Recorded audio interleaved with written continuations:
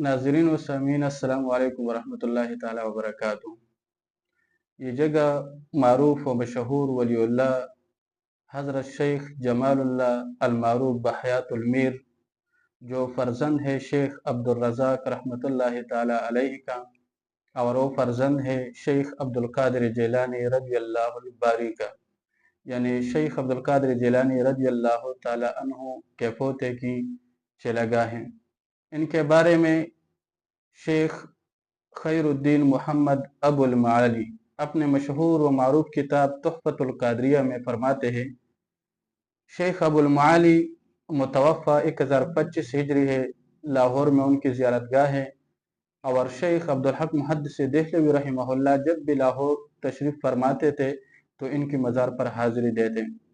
और ये भी बहुत बड़ा वलीउल्लाह गुज़रा है। इनके बहुत से करामात मशहूर हुए। इनमें से एक मशहूर करामत ये भी है कि जब भी किसी मुरीद को बेअत देते तो फ़ौरन उसको शेख अब्दुल कादिर जिलानी रज़ियल्लाहु ताला अन्हु की ज़ियारत से मुशर्रफ करते थे।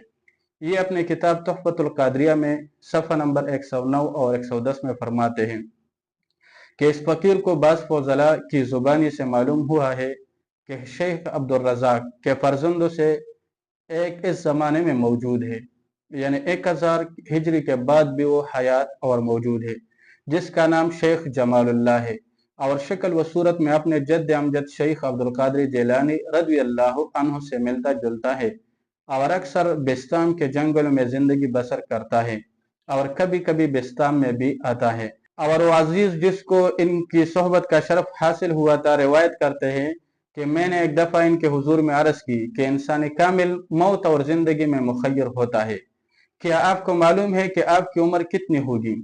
तो आप रहमतुल्लाह अलैह ने फरमाया कि यकीनी तौर पर तो मुझे मालूम नहीं, लेकिन इतना जानता हूँ कि जिस वक्त मैं बाबाई कला यानी मेरे जद्द अमजद शेख अब्दुल कादिर जिलानी रज़ियल्लाहु ताला अन्हु